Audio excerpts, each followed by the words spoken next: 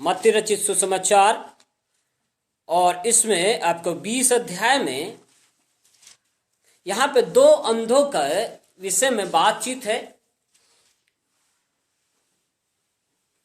यही बात आपको मरकुस 10 में भी मिलेगी और लूका 18 में भी मिलता है। इसके मरकुस 10 में भी है,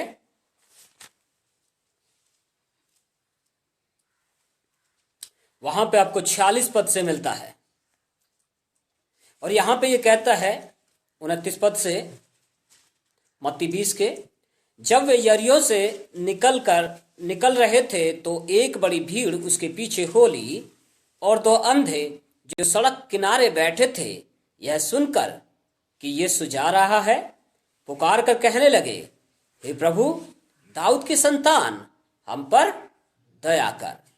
लोगों ने उन्हें डांटा कि चुप रहें, पर वे और भी चिल्लाकर बोले, हे प्रभु, दाऊद की संतान, हम पर दया कर। तब यीशु ने खड़े होकर उन्हें बुलाया और कहा, तुम क्या चाहते हो? तुम क्या चाहते हो कि मैं तुम्हारे लिए करूं? उन्होंने उससे कहा, हे प्रभु, यह है कि हमारी आंखें खुल जाएं। यीशु ने तरस खाकर उनकी आंखें छुई और वे तुरंत देखने लगे और उसके पीछे हो लिए। लेकिन जब मरकुस में हम जाते हैं तो वहां पे हमें पता लगता है कि ये केवल जो दो अंधे थे ये कौन थे, उनके विषय में वहां पे बताया जाता है कि वो किसकी संतान है। वहां पे कहता है, वे यरीहो में आए और जब वह और उसके चेले और एक बड़ी भीड़ यरीहो से निकलती थी, तब तिमाई का पुत्र बरतिमाई, एक अंधा भिखारी, उसमें है आपके पास, हाँ, उसमें आप निकाल लीजिए, आपको मिल जाएगा। पीछे उनको दे दो, वो आपकी मदद कर देंगे। मरकुस 10 और 46 निकाल दीजिए उनके लिए। और यहां पे कहता है, तब तिमाई का पुत्र बरतिमाई, एक अंधा भिखारी, सड़क के किनारे बैठा था। वह यह सुनकर कि यीशु नासरी है पुकार पुकार कर कहने लगा, हे दाऊद की संतान, यीशु मुझ पर दया कर। बहुतों ने उसे डांटा कि चुप रहे, पर वह और भी पुकारने लगा, हे दाऊद की संतान, मुझ पर दया कर। तब यीशु ने ठहर कर कहा, उसे बुलाओ। और लोगों ने उस अंधे को बुलाकर उससे कहा, ढांढस बांध, उठ, वह तुझे बुलाता है। वह अपना कपड़ा फेंक कर शीघ्र उठा और यीशु के पास आया। इस पर यीशु ने उससे कहा, तू क्या चाहता है कि मैं तेरे लिए करूं? अंधे ने उससे कहा, हे रब्बी, यह है कि मैं देखने लगूं। यीशु ने उससे कहा, चला जा, तेरे विश्वास ने तुझे चंगा कर दिया है। वह तुरंत देखने लगा और मार्ग में उसके पीछे हो लिया। इससे पहले कि हम आज की इस घटना को देख रहे हैं प्रियो, हमने पहले भी देखा कि पतरस कैसे पानी पे चलने के लिए उतरा और कदम ताल प्रभु के साथ में वो करते हुए आगे बढ़ा। हमने वो भी देखा सीन, पतरस जो है एक तरफ कहता है प्रभु यीशु मसीह के विषय में, जब मत्ती 17 में जाते हैं 6 दिन के बाद जब यीशु मसीह उसको लेकर के जाते हैं, तो पहला हमने वो देखा था। दूसरा हमने देखा था कि वो पानी पे चलता है। और तीसरा जो आज हम देख रहे हैं, इस तिमाई के पुत्र बरतिमाई, बल्कि मत्ती कहता है कि ये दो लोग थे और दोनों के दोनों कैसे थे? अंधे थे। विश्वास कभी कभी क्या करता है, क्योंकि विश्वासी को विश्वास में चलना जरूरी है, चाहे उसको चीजें नजर आए या ना आए। विश्वास की दौड़ की सबसे पहली बात यही है। और इसीलिए हमने बीच के दिनों में सीखा था कि इब्रानियों की पुस्तक कहती है कि तुम्हारे लिए धीरज धरना अवश्य है, क्योंकि उसका प्रतिफल बड़ा है। उसका प्रतिफल बड़ा है। पर कई लोग धीरज धरते नहीं हैं। अब ये कौन थे? ये अंधे हैं और कैसे बैठे हैं? किनारे पे बैठे हैं, क्योंकि इनके लिए वही काम था, ये किनारे पे बैठे रहे और आने जाने वालों से क्या करें? भिक्षा मांगे, भीख मांगे। पर ये केवल भीख नहीं मांग रहे हैं, लेकिन इनका माइंड कहीं और भी है। तो ये याद रख लीजिए, जब आप अपने आप को विश्वासी कहते हैं तो याद रखिए कि आपका माइंड कहीं और चलना जरूरी है। और आप कई बार हो सकता है कि अपने करीबी में समस्याओं के बीच फंसे हुए हैं, आप लोगों को कुछ दिख नहीं रहा है, हो सकता है कि आपको भी कुछ नहीं दिख रहा है, पर जो आपके अंदर चल रहा है वो क्या करेगा? आपको बूस्ट रखेगा। बूस्ट का मतलब समझ रहे? आपको उत्तेजित रखेगा आपके विश्वास के प्रति, परमेश्वर की आज्ञाओं और परमेश्वर की प्रतिज्ञा के प्रति। वो क्या करेगा? आपको बूस्ट करके रखेगा, आपको उत्तेजित करके रखेगा और आप गिर नहीं सकते। गिरने का कारण सबसे ज्यादा यही है, ये अंधे हैं, पढ़ते नहीं हैं, दिखता नहीं है, लेकिन उसके बावजूद क्या हो रहा है? इनका माइंड जो कुछ इनके कान सुनते हैं उसको इन्होंने क्या किया है? अपने हृदय में बसाया है। आज भी हो सकता है कि आपको चीजें समझ में ना आए, आज भी हो सकता है कि आपकी परिस्थिति आपको कुछ समझने न दे, पर इससे कमजोर ना पड़ जाए, इससे कमजोर ना पड़ जाए। हो सकता है कि जितने संसाधन की हमें जरूरत है आगे बढ़ने के लिए, वो संसाधन आपके पास ना हो, कोई बात नहीं, लेकिन इन दोनों से एक बात जो नजर आती है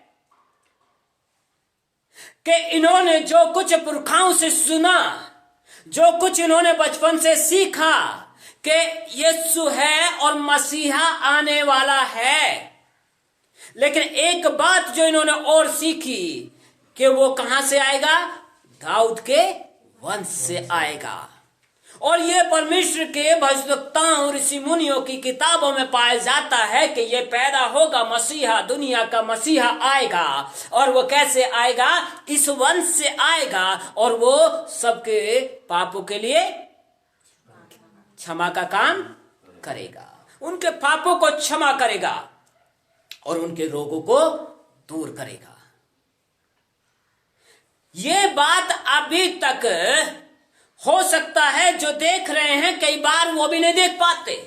ये तो आंखों से अंधे थे, पर आज जो अपने आप को मसीही कहते हैं, आज जो अपने आप को विश्वासी कहते हैं, कई बार ना देखते हुए चीजों को वो अपने आप में कई बार ऐसे ही अंधे हो जाते हैं। क्योंकि जब उनको रास्ते नहीं दिखाई देते तो वो अपने आप में कैसे हैं? अंधे हैं। कुछ सूझ नहीं पड़ रहा साहब, क्या करूं? कुछ बन नहीं पड़ रहा साहब, क्या करूं? लेकिन परिस्थिति कुछ कहती है पर माइंड कुछ और कहता है। माइंड क्या कहना चाहिए, पर समस्या यह है कि आज तो लोगों की परिस्थिति भी वही बोलती है और लोगों का माइंड और मुंह भी वही बोलता है। पर यहां एक बात समझ में आती है, इनका माइंड और इनका मुंह वही बोलता है जो कुछ इन्होंने सुना है। हालेलुया। आज हम किस तरह की दौड़ रहे हैं? क्या हम परिस्थिति या लोगों के शब्द जो हमें काटने के लिए आते हैं वो हमारे जबान पे लगे हुए हैं, या हमारे माइंड में बसे हुए हैं, या उस तरीके से चल रहे हैं जैसे परमेश्वर के वचन में लिखा है? ये तो पढ़ते भी नहीं थे, ये तो पढ़ते भी नहीं थे क्योंकि अंधे थे। आज कई बार जानबूझ करके जब लोग पढ़ते भी हैं उसके बावजूद लोग वचन को समझ नहीं पाते। पर इनकी आंखें देखिए कैसी हैं, इनका माइंड कैसा है, आंखों से अंधा है, लेकिन इनकी अंदर की आंखें देखती हैं कि मसीहा आएगा,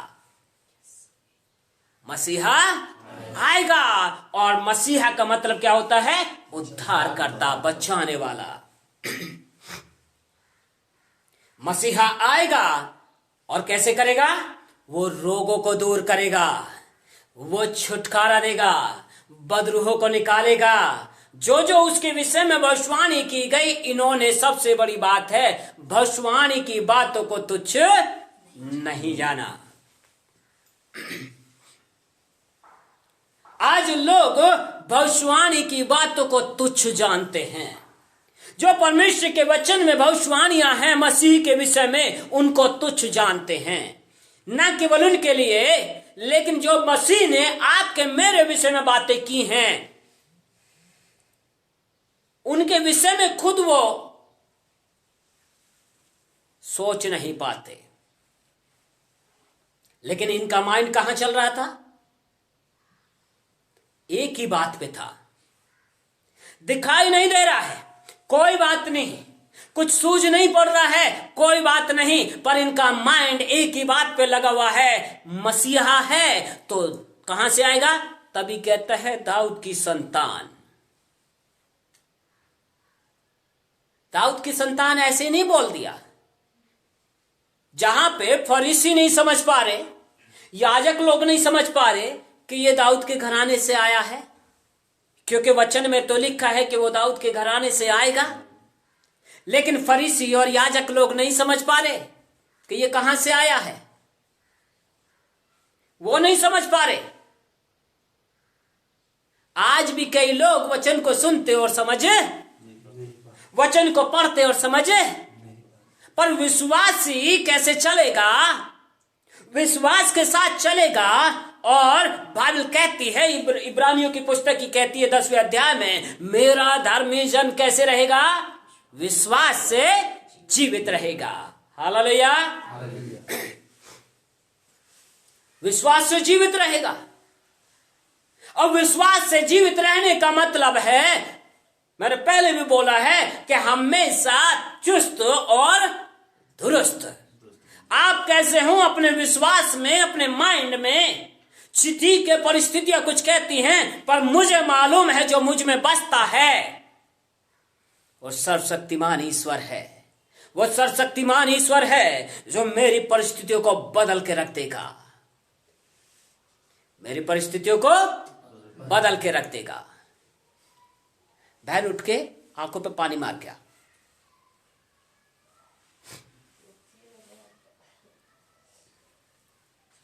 हमारी परिस्थितियां कई बार हमें इतना ज्यादा कमजोर बना देती हैं प्रियो।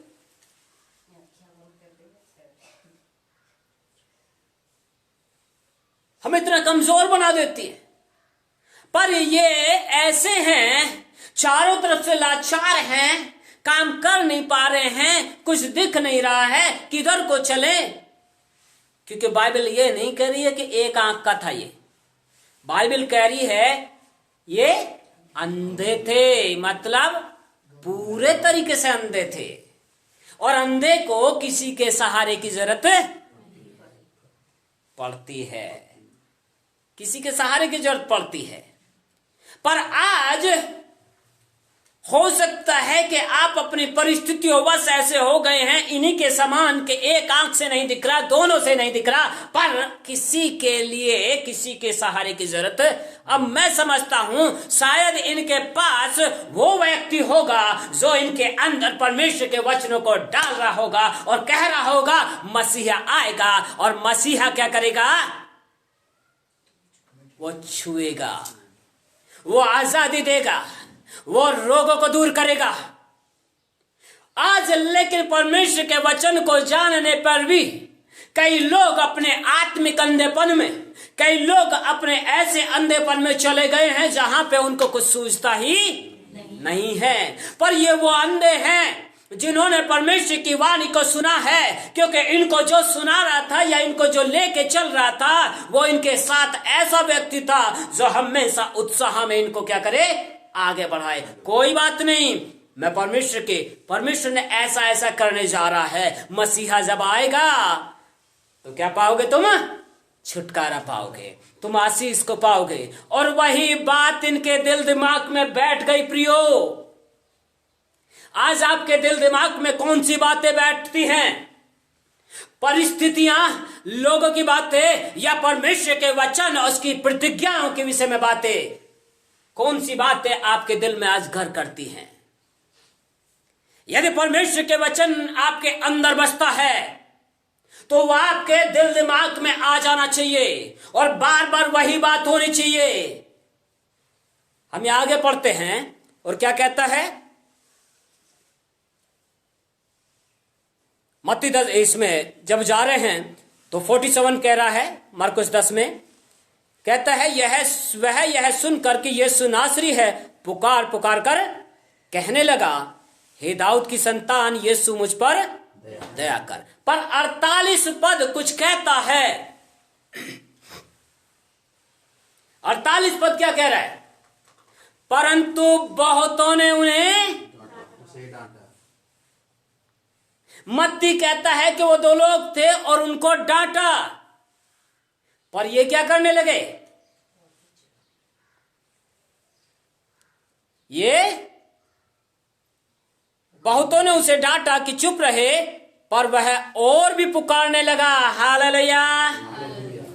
आपको जब परिस्थितियां कहें, आपको जब लोग कुछ कहें, तेरा कुछ भला नहीं हो सकता, तेरे लिए कोई रास्ता नहीं है, या तेरा कुछ भी नहीं हो पाएगा, चाहे शैतान आपके कानों में आकर के फुसफुसाए, चाहे लोग आपके जीवनों में ऐसी चीजों को लाएं, पर आपको मुझको एक बात करनी होगी कि मैंने जो परमेश्वर के वचन पे भरोसा किया है और जो परमेश्वर का वचन मुझसे कह रहा है, मुझे वैसा ही करना है, वैसा ही अपने मन में चीजों को मनन करना है। क्योंकि मनन करने की क्षमता इतनी ज्यादा होती है प्रियो, वो इतनी ताकतवर होती है कि आपकी बाहर की परिस्थिति आपके जीवन पर प्रभाव नहीं डाल पाएंगी। प्रभाव तब आएगा जब आपका माइंड कुछ और कहे और आपके शब्द कहीं और चलें। लेकिन इनके माइंड में जो बसा है कि मसीहा है, दाऊद की संतान है, तो वही बात इनके होठों पे चलने के लिए। आज हमारे होठों पे कौन सी बातें निकलती हैं, एक परिस्थिति खराब तो वही बात लोगों के दिलों में आज कुछ और नहीं मिलेगा। क्या मिलेगा, एक परिस्थिति, और वो परिस्थिति कोई भी क्यों ना हो, लेकिन उसी परिस्थिति पर बार बार बातचीत करना। अरे भैया आपको नहीं पता, अरे बहन आपको नहीं पता है ना कि मेरे साथ क्या बीत रहा है। ये बेचारे भीख मांगने वाले लोग अंधे हैं, पर इनको एक बात पता है, जिसने वादा किया है वो सच्चा है। हालेलुया। और जब मसीहा आ गया, इन्होंने तो सिर्फ शब्दों को सुना कि मसीहा जा रहा है, इनके पास तक भी नहीं है, मसीहा जा रहा है, और इन्होंने क्या करना शुरू किया, पुकारना शुरू किया। पर इसी बीच में जब लोग मसीह को पुकारने लगते हैं तो लोग क्या करने लगते हैं, परिस्थितियां क्या करने लगती हैं, और सिर उठाना शुरू करती हैं परिस्थितियां। और इसी को देख करके कई लोग शांत हो जाते, अपने मसीह चाल चलन में चलना बंद कर देते, मसीह जीवन जीना बंद कर देते, प्रार्थनाएं बंद हो जाती हैं लोगों की। लेकिन इनकी प्रार्थनाएं बंद नहीं हुई। हालेलुया। विश्वास की दौड़ में ऐसे ही बढ़ना पड़ता है। जब आपको लोग भला बुरा कहें, मत सुनिए, बढ़ते जाए, बढ़ते जाए, बढ़ते जाए। विश्वास में जब परिस्थितियां सर उठाएं और सर उठाएं, तो आप उससे ज्यादा सर उठाइए, ज्यादा परमेश्वर की भक्ति कीजिए, ज्यादा प्रभु को महिमा दीजिए, और देखिए उसको झुकना पड़ेगा। उस परिस्थिति को झुकना पड़ेगा। वो झुक इसलिए नहीं रही क्योंकि उसने थोड़ा सा घुड़का, और आदमी क्या करता है, थोड़ा सा घुड़कते ही प्रार्थनाएं बंद, संगति में जाना बंद, और मनन करना भी बंद, सब कुछ बंद कर देते लोग। तो ये विश्वासी की दौड़ नहीं है। विश्वासी की दौड़ कैसी होनी चाहिए? पौलुस क्या कह रहा है फिलिपियों में, जहां से हम जहां पे चल रहे हैं, जो हमारा मुख्य पद है, ये नहीं कि मैं पा चुका हूं, पर मैं निशाने की ओर दौड़ा चला जाता हूं ताकि वह इनाम पाऊं जिसके लिए मसीह यीशु ने मुझे पकड़ा है, मुझे बुलाया है। आप और मैं यहां पे अकस्मात नहीं है प्रियो, मुझे सुनने वाले भी अकस्मात नहीं है कि कुछ एक्सीडेंटली हम बस बैठ गए, लेकिन यीशु ने, पिता ने आपके जीवन को यहां पे ठहरा दिया ताकि आज आप परमेश्वर की वाणी को सुने और उसके अनुरूप आप क्रियाओं को करें। आप इसलिए नहीं बैठे कि इसको सुन करके आप एक कान से सुने और दूसरे कान से निकाल दें, लेकिन अपने हृदय और अपने माइंड में इसको बसा लीजिए और इसको मनन करना शुरू कीजिए कि मसीहा जब आता है तो अद्भुत काम हो जाते हैं। जब मसीहा आता है संगाई आती है, जब मसीहा आता है छुटकारा आता है, जब मसीहा आता है परिस्थितियां बदल जाती हैं। और जब ये पुकारने लगे लोग डांटने लगे। आज आपको कौन सी चीज डांट रही है? आज आपके विरोध में कौन सी परिस्थिति मुंह फाड़े खड़ी हुई है? और पुकारिए। बाइबल कह रही है ये क्या करने लगे? परंतु वे और जोर से पुकारने लगे। जब परिस्थिति मुंह फाड़ करके आपको डराने की कोशिश करे, आप उसको क्या करो? उसकी तरफ ध्यान ना देके और पुकारना शुरू करो। और जब आप पुकारोगे, आगे बाइबल क्या कहती है? हालेलुया। आगे बाइबल क्या कह रही है? और इन्होंने ध्यान रखा पुकारते हुए एक बात और कही इन्होंने, और वो कौन सी बात? कहता है दाऊद की संतान मुझ पे दया कर। इन्होंने भविष्यवाणी को क्या कर दिया? रिलेट कर दिया। इन्होंने उस भविष्यवाणी से मिलान कर दिया। तेरे वचन में लिखा है जो कोई अपना मुंह खोलेगा, बाइबल कहती है मैं उसे भर दूंगा। मुझे पुकार और मैं तेरा मुंह भर दूंगा। मतलब आप प्रार्थना करो और आपका प्रार्थना का फल आपकी गोद में लौट आएगा। पर जो प्रार्थना नहीं करेगा कुछ मिलेगा? बाइबल कहती है मुझसे मांग और मैं जाति जाति को तेरी निज संपत्ति होने के लिए तुझे दे दूंगा। यह परमेश्वर की वाणी है। तो आपको मुझको उन वचनों को याद रखना पड़ेगा, उनको अपने दिल में बसाना पड़ेगा कि मसीह के वचन में यह बात लिखी है मेरे विषय में कि ना तो वो मेरे विषय में कभी सोता है ना कभी ऊँघता है, लेकिन हर समय मुझ पे निहारता रहता है कि मैं कैसा हूं।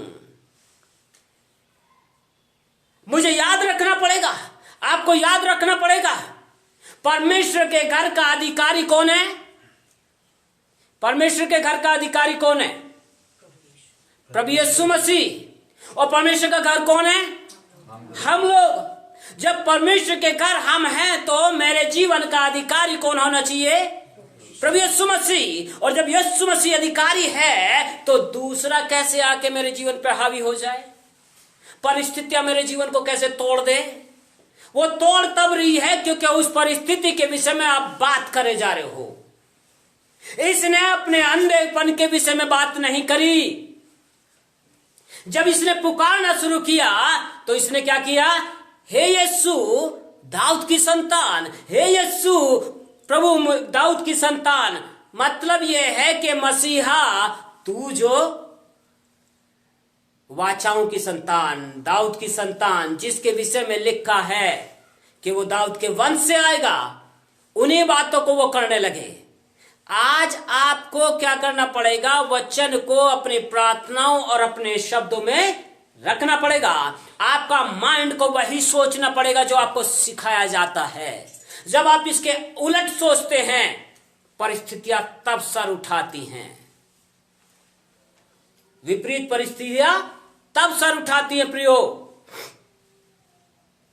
लेकिन जो सिखाया जा रहा है उसी पर अगर हम रहें तो हमारे जीवन में परिस्थितियों को हमारे पैरों के तले आना ही पड़ेगा। हालेलुया। ये यहां पे कहता है वो और पुकारने लगे, क्योंकि उन्होंने लोगों के शब्दों पर ध्यान नहीं दिया, क्योंकि उसे पता था मसीहा जब आया है तो आज तो छुटकारा लेके रहूंगा।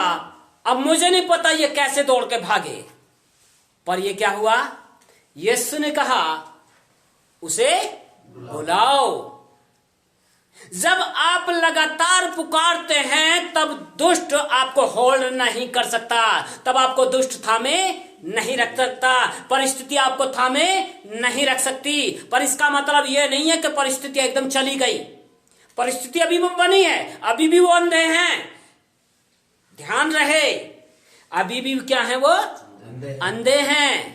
विश्वासी की दौड़ ऐसा नहीं है कि चुटकी मारो और खत्म हो जाए सब कुछ, ऐसा नहीं होता है। विश्वासी की दौड़ को समझना बहुत जरूरी है प्रियो, कि विश्वास की दौड़ में चीजें अभी भी बनी हुई हैं, पर बढ़ते जाना है, बढ़ते जाना है। और जब आप बढ़ने की ठान लेते हो तब आवाज आती है उसे बुलाओ। और जब उसे बुलाया तो प्रभु यीशु मसीह क्या करते हैं, अब सवाल कहते हैं, बता तेरे लिए मैं क्या करूं। अब अपनी परिस्थिति को रखा है, इससे पहले बातचीत नहीं किया। आज मसीही लोगों के गिरने का सबसे बड़ा कारण यही है, उनके विश्वास में कमजोर पड़ने का सबसे बड़ा कारण यही है, क्योंकि जब भी वो परमेश्वर के वचन को तो सुनते, परमेश्वर के वचन को तो पढ़ते, पर उसको ध्यान नहीं देते, उसको मन में नहीं रख लेते। पर वो किसको रखते, जो परिस्थितियां हैं, जिससे बात करो वो उसी पे बात करता है। एक विश्वासी ऐसी दौड़ दौड़े जिसमें उसको इनाम मिले। पर आज अपनी जिंदगियों को हम ताक लें, उसको जांच लें और देखें बड़े अच्छे से कि हम कैसी दौड़ दौड़ रहे हैं। क्या हमारे जीवन के अंदर परमेश्वर की वो जो प्रतिज्ञाएं हैं उनके प्रति हम सचेत हैं, या हम अपने आप में ही जी रहे हैं, अपनी परिस्थितियों को लेकर के चल रहे हैं। यीशु ने कहा, हे इस बोझ से दबे हुए लोगों, परिश्रम करने वाले लोगों, तुम क्या करो, मेरे पास आओ। इसने अपने बोझ को, अपने परिश्रम को, अपने अंधेपन को किसी को नहीं कहा। जब यीशु ने बुलाया तब कहा। हालेलुया। एक विश्वासी ऐसी दौड़ दौड़ना चाहिए प्रियो, लोगों को कहने के बजाय, लोगों के सम्मुख उसी बात को बार बार रिपीट करने के बजाय, परिस्थितियों को, बीमारी के विषय में, फाइनेंस कमजोरी के विषय में बार बार रिपीट करने के बजाय विश्वास में चले, प्रतिज्ञाओं में चले और प्रार्थना में मजबूती से खड़ा रहे, वचन में मजबूती से खड़ा रहे। और जब खड़ा होगा तो खुद प्रभु को कहना चाहिए, तब प्रभु कहेगा, आ मैं तेरे लिए क्या करूं। काश परमेश्वर आज आपके लिए ऐसा ही कर दे, काश परमेश्वर आज आपके जीवन के लिए ऐसा ही कर दे। जब आपकी परिस्थितियां मुंह पाड़े खड़ी हैं तो उन परिस्थितियों पर बात ना करें, बल्कि और परमेश्वर को पुकारने लगे, यीशु के नाम को पुकारने लगे, प्रतिज्ञाओं में जीने लगे और उन वचनों को स्मरण करने लग जाएं। और जब आप स्मरण करोगे तो स्मरण करने की शक्ति आपकी इतनी ऊंची हो जाएगी, परिस्थितियों को नीचे बैठना पड़ेगा। और खुद जब यीशु बुलाए तब कौन सी परिस्थिति है जो आपको होल्ड कर ले, कौन सी परिस्थिति है या कौन सी बीमारी है कि आपको रोक के रख ले, कौन से ऐसे स्वप्न हैं जो डराते हैं वो आपको थाम के रख ले, या कौन सा ऐसा नरक का दुष्ट है जो आपको थाम के रख ले। लेकिन जब यीशु बुलाता है, पर तब भी एक ही बात है, पूछेगा आप ही से, पूछेगा आप ही से, पूछेगा मुझी से, मैं तेरे लिए क्या करूं। और यहां भी अगर हम कहने लगे, नहीं जी मैं तब से अंधा हूं, मेरे साथ तो ये समस्या चल रही है, लंबी कहानी नहीं चाहिए उसको, एक शब्द यह है कि मैं देखने लगूं। ये नहीं बोला मैं तब बचपन से अंधा हुआ, मेरे साथ ऐसा ऐसा हुआ, हिस्ट्री नहीं चाहिए उसको, बड़ी बड़ी जो है उसको बहुत सारी चीजें नहीं चाहिए, बहुत सारी कथा कहानी पे यीशु मन नहीं लगाता। एक शब्द यह है कि मैं देखने लगूं। जा देखने लग। इतना ही काम हुआ ना, इससे ज्यादा तो नहीं। पर जब मैं और आप परमेश्वर के वचन के अनुरूप या उस पे आधारित हम नहीं सोचते, उस पे ध्यान नहीं लगाते, बल्कि अपनी परिस्थिति या बीमारी पे ध्यान लगाते हैं और उसी की बात बार बार करे जा रहे हैं, तो वो परिस्थिति, वो बीमारी, बेशक आप चाहे कितने हाथ रखवाओ, चाहे कितनी प्रार्थना करवाओ, पर कुछ भी होने वाला नहीं है। क्योंकि आपका मन तैयार ही नहीं है कि आप चंगाई को ले लो, आपका मन तैयार ही नहीं है कि आप छुटकारे को ले लो, आपका मन तैयार ही नहीं है कि परमेश्वर की उपस्थिति को आप अपने जीवन में ले आओ। इसलिए छुटकारे से पहले, चंगाई से पहले मन की तैयारी का होना बहुत जरूरी है। और विश्वास की दौड़ ऐसी ही है। विश्वास की दौड़ सिर्फ दिखावे से नहीं चलती है। विश्वास की दौड़ अंदर माइंड और आपके शब्द, आपका दिल एक ही बात बोलने चाहिए, मेरा यीशु मुझ में बसता है और मैं परमेश्वर का मंदिर हूं और मेरे घर का अधिकारी, परमेश्वर के घर का अधिकारी कौन है? यीशु मसीह है। जब यीशु मसीह इसका अधिकारी है तो बीमारी क्यों इस पे दबदबा बनाए, बीमारी क्यों इसमें घुस के बैठे। इसलिए हम जब ऐसी चीजों को लेके चलेंगे प्रियो, हमारा उत्साह बढ़ता चला जाएगा। हो सकता है परिस्थिति आपको और मुंह फाड़ के दिखाए, पर लोगों ने डांटा और ये क्या करने लगे? और भी पुकारने लगे। आपको भी पुकारना पड़ेगा और परमेश्वर के वचन में मन लगाना पड़ेगा। और जितना परिस्थिति मुंह फाड़े, उससे ज्यादा क्या करो? परमेश्वर के वचन और प्रभु से प्रार्थना में मन लगाओ और उन्हीं बातों को बोलो जो परमेश्वर के वचन में लिखी हैं। उसने खुद ही कहा है, आकाश के पक्षियों को देखो जो न बोते और न काटते हैं, शोषण के फूलों पर ध्यान करो, परमेश्वर उनको वो सुंदर वस्त्र पहनाता है, वो फूलों से सजाता है। किसी ने लगाया? नहीं लगाया, लेकिन फिर भी उगते वो। जब परमेश्वर पक्षियों का ध्यान रखता है, हर चीज का ध्यान रखता है, बाइबल कहती है तुम्हारा मूल्य इन सब से बड़ा है। अब या तो हम आज जो है अपनी इसको सुनने के बाद भी अपनी परिस्थितियों पे ही बात कर लें, नहीं जो कुछ है ही नहीं, कुछ हो ही नहीं रहा है, आपको नहीं पता भैया घर की परिस्थिति कैसी है, या तो हम इसी पे बात कर लें और अपनी परिस्थितियों को मुंह फाड़े रहने दें, तब कुछ भी होने वाला नहीं है। क्योंकि परमेश्वर के वचन में लिखा हुआ है, ऐसा व्यक्ति जो दो तरफ चलता है वो ये ना सोचे, क्योंकि ये समुद्र की लहरों के समान है और वो कुछ भी प्राप्त कर पाएगा। इसलिए हमारा माइंड भी वही कहे, हमारे शब्द वही कहें, हमारा दिल भी वही सोचे कि प्रभु ने वादा किया है और वो अपने वादे का सच्चा है। क्योंकि जो मनुष्यों से नहीं हो सकता वो किससे हो सकता है? प्रभु से हो सकता है, क्योंकि प्रभु से सब कुछ हो सकता है। हालेलुया। सो हम कैसी दौड़ दौड़े? विश्वास की दौड़। और विश्वास की दौड़ प्रियो ऐसी ही होती है। विश्वास की दौड़, एक बार किसी ने डांट दिया, कहां जा रहा है संगति में, और शांत होकर बैठ गए। विश्वास की दौड़ ऐसी नहीं होती। विश्वास की दौड़ जब कोई डांटे कि संगति में नहीं जाना है, प्रार्थना में नहीं बैठना है, वचन नहीं पढ़ना है, उतना ही करो और ज्यादा करो। और जितना ज्यादा आप करोगे, सब परिस्थितियां क्या हो जाएंगी? शांत हो जाएंगी। परिवारों में मेल मिलाप आ जाएगा, परिवारों के अंदर प्रेम आ जाएगा और शांति और आनंद आप में दिखाई देगा। और जहां आप में आनंद होगा वहां परमेश्वर की उपस्थिति होगी। क्योंकि बाइबल कहती है the Joy of the Lord is my strength, कि परमेश्वर का आनंद मेरी ताकत है, मेरी सामर्थ है। प्रियो, किस ओर नजर रखते हैं हम आज? किस तरफ निगाहें हमारी? परिस्थिति पे या परमेश्वर के वचन पे और उसकी प्रतिज्ञाओं पे? क्योंकि प्रतिज्ञा करने वाला सच्चा है और अपने वादों से कभी मुकरता भी नहीं है। मुझे नहीं पता आज आपकी परिस्थिति कैसी है जिसने आपके विरोध में मुंह फाड़े खड़ा हुआ है। मुझे नहीं पता आप किस दर्द से होके चल रहे हैं, पर उस दर्द को छोड़िए और यीशु के वचन को लेना सीखिए और उसी पे मन लगाइए। और जब उसी को गुनगुनाएंगे, उसी को मनन करेंगे और शब्दों से भी, मुंह से भी उसी को निकालेंगे।